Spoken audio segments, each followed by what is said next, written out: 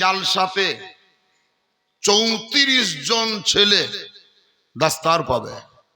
34 জন, তার মধ্যে আলমিয়াত, ফজিলত, দাস্তারে কেরাত।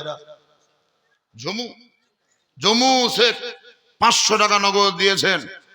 34 জন ছেলের মাথায় দাস্তার দেওয়া হবে।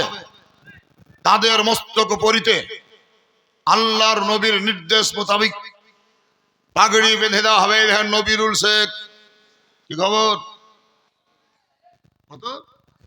80 কেজি তো 20 কেজি আটকালো কেন? তাহলে 1 কুইন্টাল হয়তো করে দেন। বলছে নবীরুল শেখ, আপনাদের গ্রামের ছেলে, গরিব মানুষ, খেটে খুটে খায়, কিন্তু ওর একটি মেয়ে আমার সিধর মহিলা মাদ্রাসায় পড়ে।